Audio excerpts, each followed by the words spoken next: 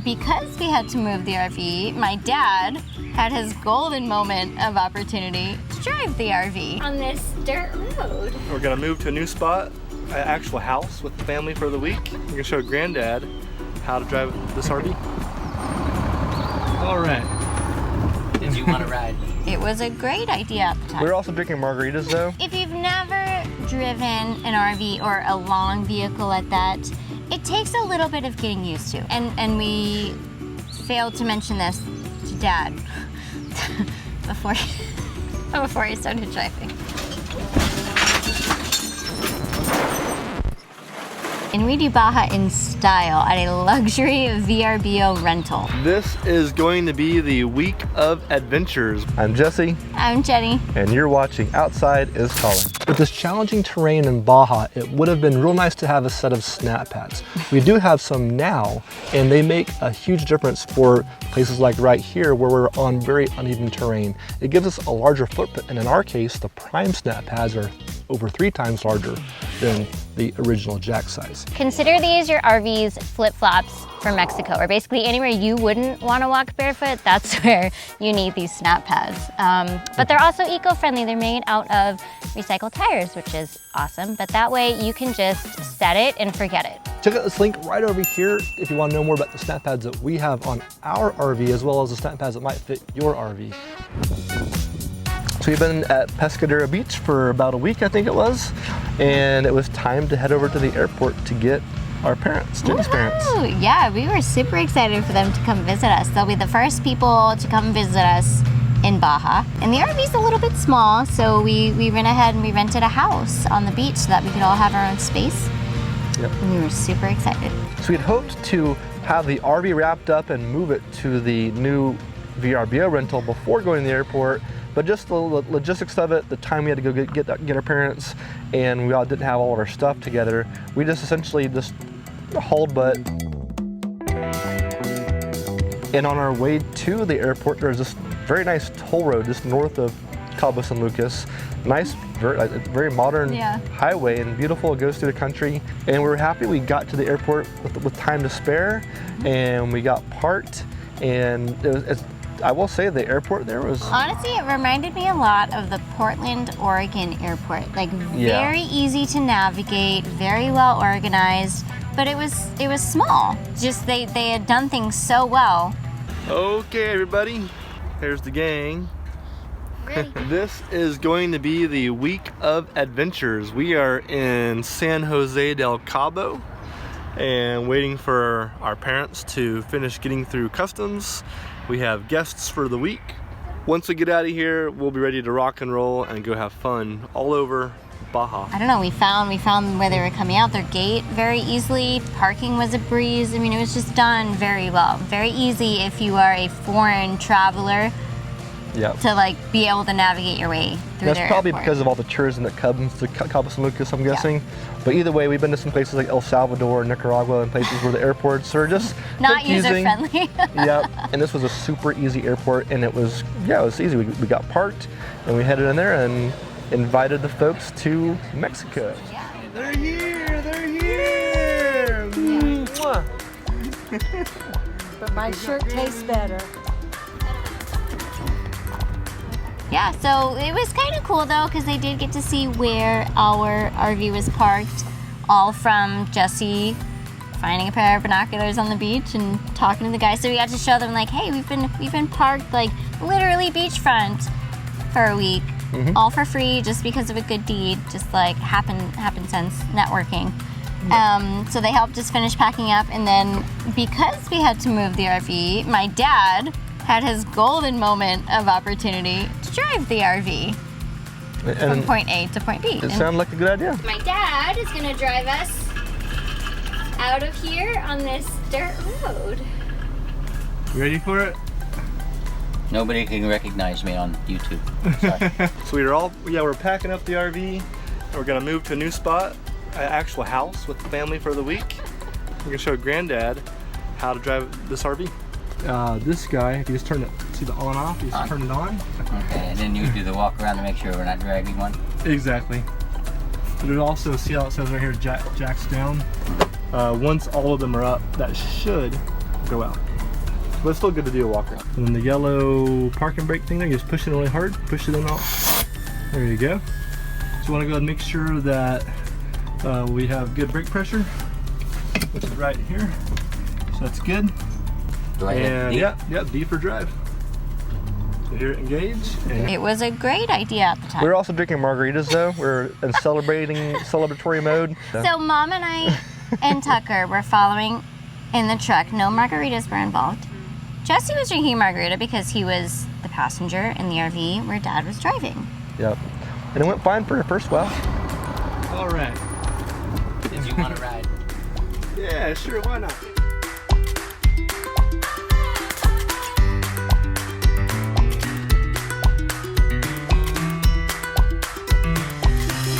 Pretty easy though, right, so far? Just like the last one I drove. No, this is big. This is a lot big. All right, feels good. I'm in the passenger seat. This is the first, well no, I think the second time ever I've been in the passenger seat. And If you've never driven an RV or a long vehicle at that, it takes a little bit of getting used to. Okay, when you go to turn, you have to drive forward much farther than you think you should before you can turn. That way, your tail end doesn't cut the corner or run anything over that it shouldn't. And we failed to mention this to Dad before he started driving. so we broke a few things. So Jesse was so excited because I was never really able to drive. I would take care of Tucker. Tucker was a handful at this point. He was a baby in his car seat. So Jesse always drove when we were in Mexico, always drove the RV. And so this was his chance to, be able to kick back and drink a margarita while someone else was driving. Well, and I did.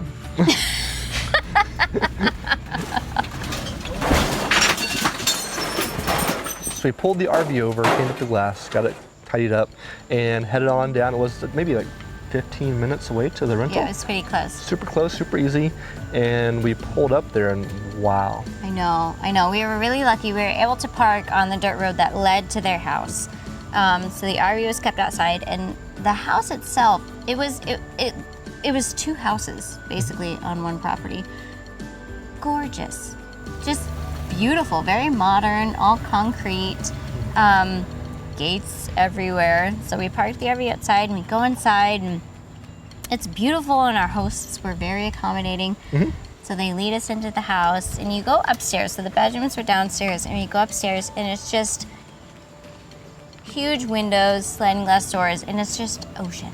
I mean, they couldn't have found my parents could not have found a better place for us to spend our time with them, because it was just, you could just sit there and watch the ocean. It was beautiful.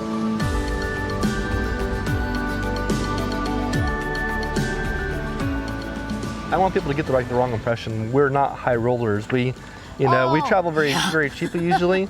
Jenny's parents, they do well, but they're not rich either. This was like a killer score. So we got so lucky.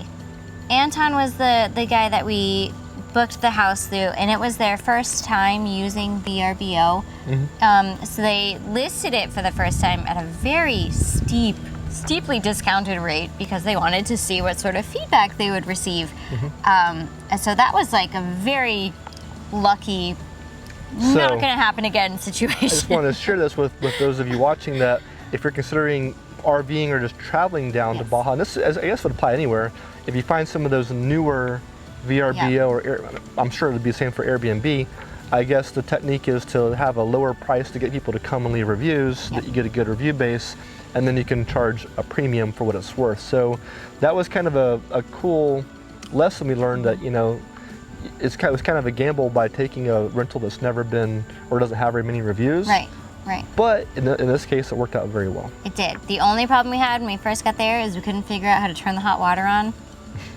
But we fixed it, or they fixed it for us, and so it was incredible. Yeah. They were so, they allowed us to use their pool, and we got some of the cutest photos of Tucker. Yeah, those are great photos. So really cool spot, and it was definitely a VRBO success story.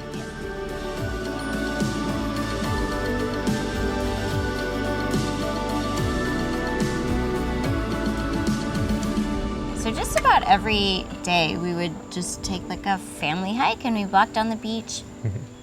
And you didn't have to go very far, not maybe a quarter mile down the beach. And there were these awesome caves that were formed. So the water, based on the waves, it could get a little bit scary almost. But I guess because of the waves, we found the caves at one point like completely filled with sand.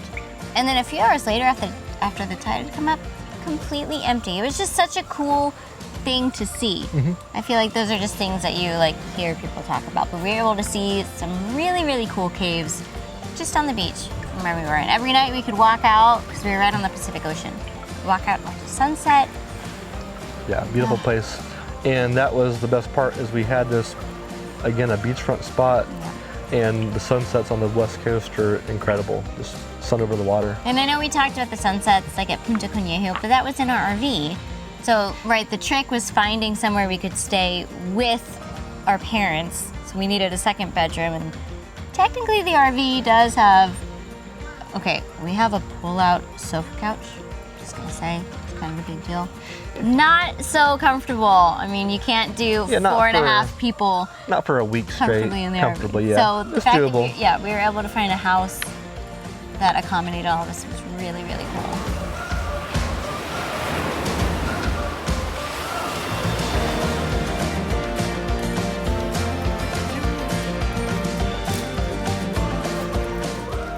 What's great about this Pescadero area where we're staying at, this is about 15 or so minutes south of Todos Santos.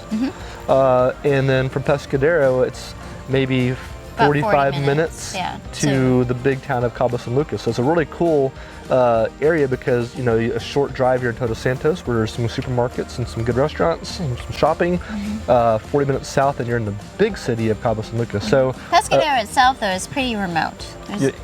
There's not much there itself, which was nice, though, because it gave us breathing room. If you're looking for a quiet area, especially with COVID going on, if we want some more light to escape, it definitely had plenty of breathing space and wide open beaches. So being so close to Cabo San Lucas, we decided, hey, let's head down there and go have dinner and check out the town. And we went to Cabo Wabo, right? Yep. Who's the guitar guy, or the famous musician? Van Halen? No, his country. Do you have a phone? No. I don't either. I'll stick here. No, we need to figure it out. Anyways, this guy right here, I'll put the name down there because we're bad with names. It's his brand. And but yeah, it's a Cabo Wabo. Yes, you know, he started his own tequila company, brand. Yeah, I'm not sure. Either way, if you love margaritas, you probably have heard of Cabo Wabo already. But they make great tequila, and they have their namesake restaurant slash distillery, or where they sell their tequila, right there in Cabo San Lucas.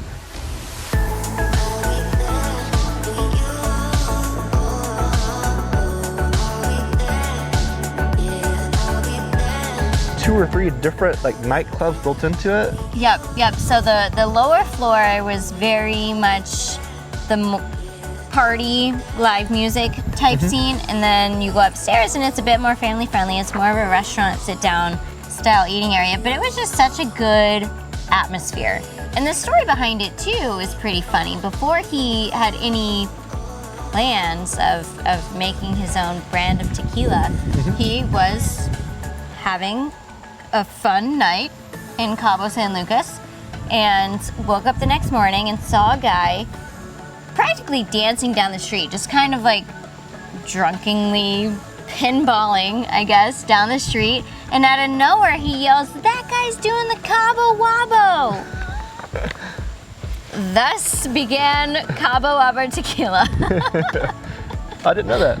You don't remember that? It says it on the menu. It says the story. Well, that's pretty cool. Well, cool. For those of us who read the menus. There's your history lesson for the day. Cabo Wabo. So next time you're done in Cabo, make sure you do the Cabo Wabo at least one time.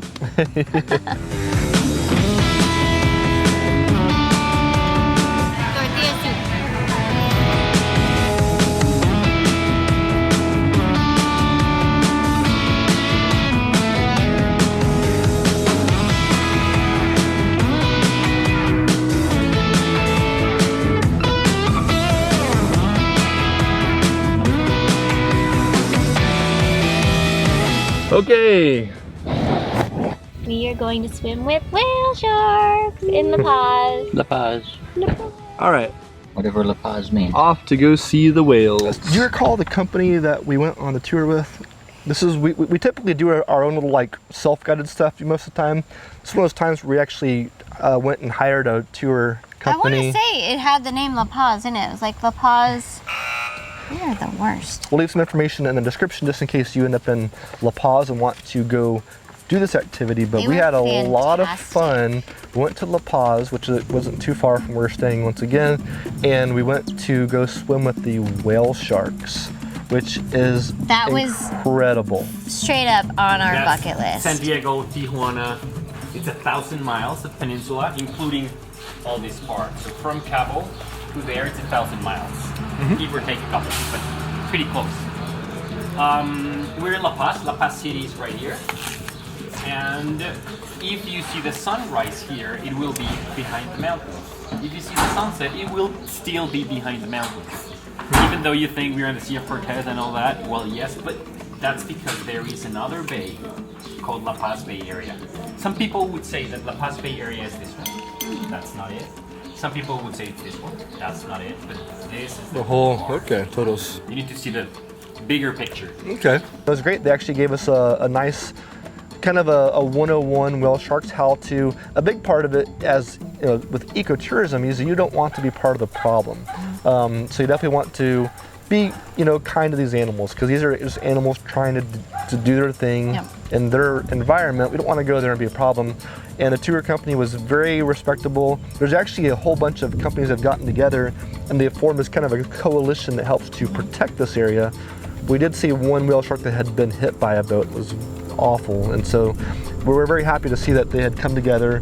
And there are some rules, but it's for a good reason, so that these whale sharks aren't exploited, you know, or hurt by people that don't know what they're doing. Right here, it's about 2,000 feet deep. Wow.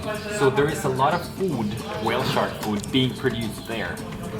So it starts coming out, and the wind from the north season is November to March. So it starts like October and it ends like April, but the big season is November, March. So all the food that's being produced here start like going down, and it crashes to this natural sand barrier facing north. So it's pretty shallow and it's full of food for the whale.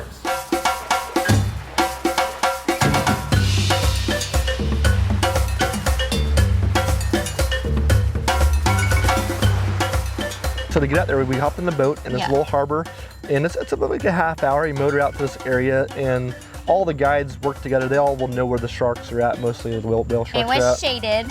I remember my concern earlier with Tucker and the boats not being in shade. This boat had shade.